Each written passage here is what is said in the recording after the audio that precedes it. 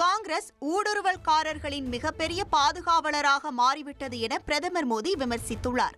அசாம் மாநிலத்தில் உரையாற்றிய பிரதமர் மோடி, ஆபரேஷன் சிந்தூர் நடவடிக்கையின் போது காங்கிரஸ் நமது படைகளுடன் நிற்பதற்கு பதிலாக பாகிஸ்தான் ராணுவத்துடன் நின்றது என குற்றம் சாட்டியுள்ளார். காங்கிரஸை பொறுத்தவரை வாக்கு வங்கி அரசியலுக்குதான் மிகப்பெரிய முன்னுரிமை கொடுக்கப்படுகிறது என்றும் கூறினார். மேலும் காங்கிரஸ் நாட்டின் நலனை பற்றி கூட கவலைப்படுவதில்லை என்றும், இதனால்தான் மக்கள் எப்போதும் காங்கிரசிடம் எச்சரிக்கையாக இருக்க வேண்டும் என்றும், காங்கிரஸ் ஊடுருவல்காரர்கள் மற்றும் தேச விரோதிகளின் மிகப்பெரிய பாதுகாவலராகவும் மாறிவிட்டது என்றும் குற்றம் சாட்டினார். மேலும் அசாமின் பூபேண்டா ஹசாரிகாவுக்கு பாரத ரத்னா விருது வழங்கிய போது காங்கிரஸ் விமர்சித்ததாக குற்றம் சாட்டினார். மேலும் இன்றிலிருந்து சரியாக 9 நாட்களில் நவராத்திரியின் முதல் நாளில் ஜிஎஸ்டி விகிதங்கள் கணிசமாக குறைய உள்ளதாகவும், ஒரு காலத்தில் வளர்ச்சியில் பின்தங்கியிருந்த அசாம் தற்போது கிட்டத்தட்ட 13% வளர்ச்சி விகிதத்தில் வளர்ந்து வருகிறது எனவும் கூறினார். நீட் விலக்கு போன்ற தேர்தல் வாக்குறுதிகளை இப்போதைக்கு தான் நிறைவேற்ற முடியவில்லை என்றும், ஆனாலும் தொடர்ந்து முயன்று கொண்டேதான் இருப்பதாகவும் முதலமைச்சர் மு.க.ஸ்டாலின் எதிர்க்கட்சித் தலைவர் இபிஎஸ்க்கு பதிலடி கொடுத்துள்ளார். நல்லதையெல்லாம் பார்க்க மாட்டேன், கேட்க மாட்டேன், உண்மையை பேச மாட்டேன்னு முடிவோடு இருக்கக்கூடிய எதிர்க்கட்சித் தலைவர் பழனிசாமி அவர்களுக்கு வழக்கம் போல இதெல்லாம் தெரியல. பொய்களை வச்சு கருத்துருவாக்கம் பண்ணலான்னு சிலர் நினைக்கிறாங்க. ஆனா என்றைக்குமே உண்மைக்கு தான் வலிமை அதிகம். நாங்க கொடுத்த வாக்குறுதிகளை, நீட் விலக்கு போன்ற வாக்குறுதிகளை இப்போதைக்கு எங்களால் நிறைவேற்ற முடியல. நாங்க மறுக்கலையே, நல்லா கவனிங்க, இப்போதைக்கு நிறைவேற்ற முடியல. அதுக்காக நாங்கள் முயற்சி செய்யாமல் இருந்தோமா? முயற்சி செய்யாமல் இருக்கிறோமா? ஆட்சி பொறுப்புக்கு வந்த உடனே நீட் விலக்குக்கு சட்டமன்றத்தை சட்டமேற்றி அனுப்பினோம். அதை என்ன மாதிரியான சூழ்ச்சிகள் எல்லாம் பண்ணி ஆளுநர் மூலமாக தடுத்தாங்க, இது நாட்டு மக்களுக்கு நல்லா தெரியும். அப்பவும் கடுமையான சட்ட போராட்டம் நடத்தணும். அதிமுக ஆட்சியில் இருந்தப்போ அதை மறைச்சு வச்ச மாதிரி நாடகம் ஆடலையே. நான் உறுதியாக சொல்லுகிறேன், நிச்சயம் ஒரு நாள் நம்முடைய மாநிலத்திற்கான உரிமைகளை காக்கிற ஆட்சி அமையத்தான் போகிறது.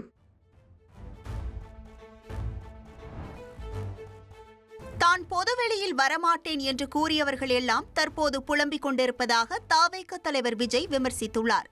தனது செய்திக்குறிப்பில் முப்பெரும் விழாவிற்காக திமுகவினருக்கு முதலமைச்சர் எழுதிய கடிதத்திலேயே தவேகவை பார்த்து புலம்பியதாக விஜய் சுட்டிக்காட்டியுள்ளார்.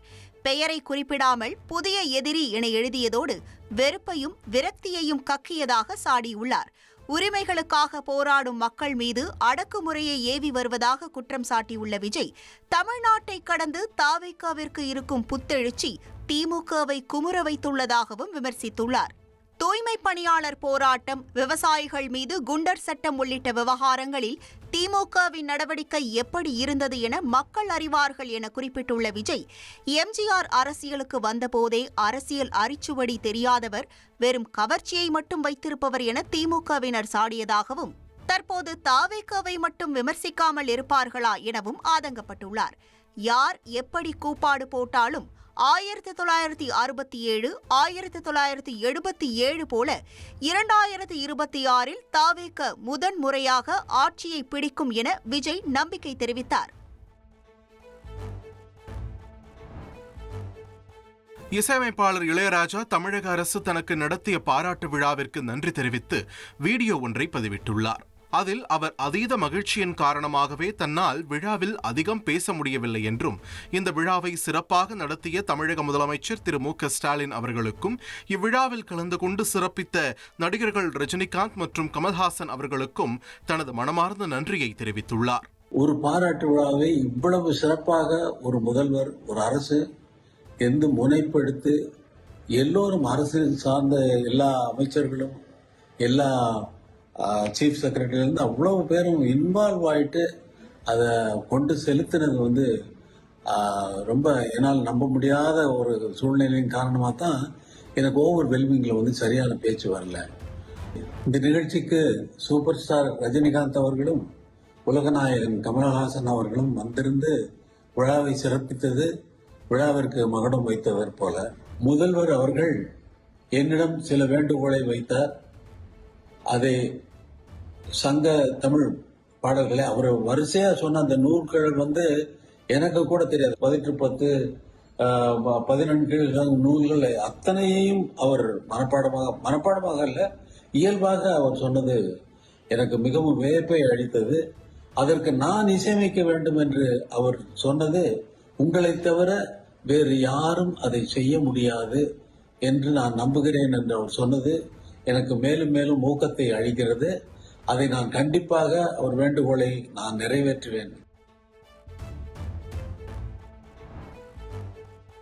பாமக தொண்டர்கள் ராமதாஸின் ஒற்றை தலைமையை ஏற்று வழிநடக்க வேண்டும் என்று ராமதாஸின் மகள் காந்திமதி தெரிவித்துள்ளார். கட்சி பொறுப்பேற்று முதன்முறையாக ஓசூரில் நடைபெற்ற பாமக பொதுக்குழு கூட்டத்தில் பேசிய அவர், சமூக நீதியை நிலைநாட்டவும் மத்திய மாநில அரசுகளுக்கு அழுத்தம் கொடுக்கவும் ராமதாஸின் ஒற்றை தலைமையை ஏற்று அவரின் அனுபவ வழிகாட்டுதலுடன் தொடர்ந்து போராடி வெற்றி பெற வேண்டும் என்று தெரிவித்தார்.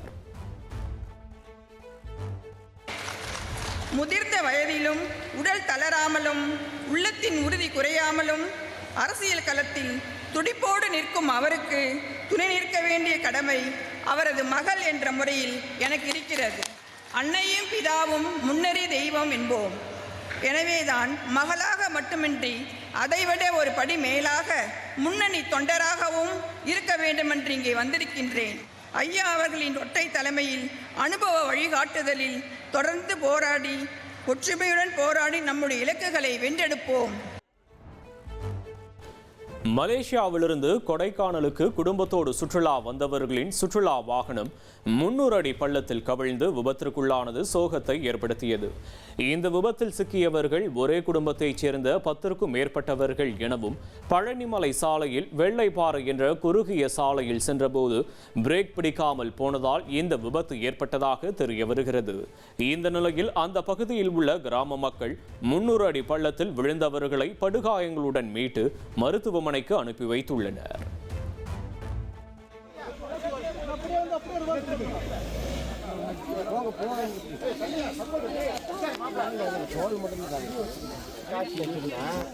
மொத இடிச்சனால அதுதான் தெரிஞ்சிருக்கோம்.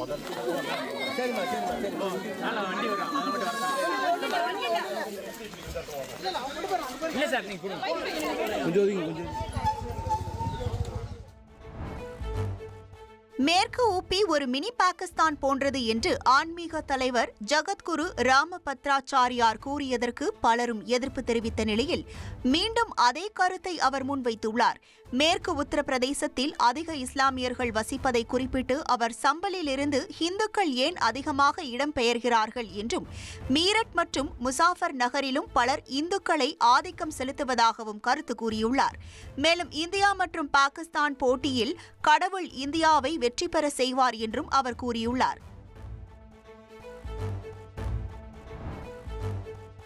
நேபாளத்தில் ஜென்சி போராட்டத்தில் உயிரிழந்தவர்களை தியாகிகளாக அறிவித்துள்ள அந்நாட்டின் இடைக்கால பிரதமர் சுஷீலா கார்கி, உயிரிழந்தவர்களின் குடும்பங்களுக்கு அரசு தலா 10 லட்சம் ரூபாயை வழங்கும் என்று அறிவித்துள்ளார்.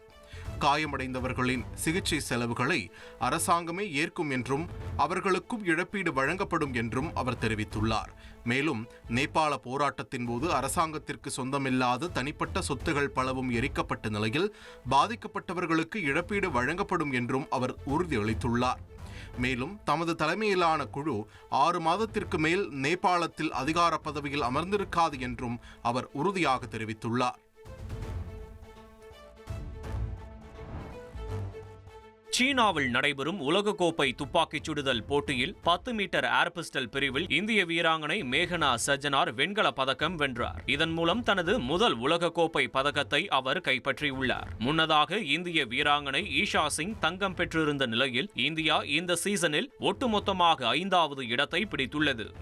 அட்டகத்தி தினேஷ் மற்றும் கலையரசன் நடிப்புல உருவாகி இருக்கிற தண்டகாரண்யம் படத்தோட மிரட்டலான ட்ரெய்லர் வெளியாகி இருக்கு. 2019ஆம் ஆண்டு அதியன் ஆதிர இயக்கத்துல அட்டகத்தி தினேஷ் நடிப்புல உருவான படம் 2ஆம் உலகப் போரின் கடைசி குண்டு. இந்த படத்தை தொடர்ந்து இயக்குனர் அதியன் ஆதிர இயக்கும் 2வது படம் தண்டகாரண்யம். இயக்குனர் ப. ரஞ்சித்தின் நீலம் புரொடக்ஷன் தயாரித்துள்ள இந்த படத்துல பாலசரவணன், முத்துக்குமார், ரித்விகா, வின்சு உள்ளிட்ட பலர் நடிச்சிருக்காங்க. ஜஸ்டின் பிரபாகரன் இசையில உருவாகி இருக்கிற இந்த படத்திற்கு தணிக்கை குழு UA சான்றிதழை வழங்கி இருக்கிற நிலையில படத்தோட ட்ரெய்லர் வெளியாகி இருக்கு.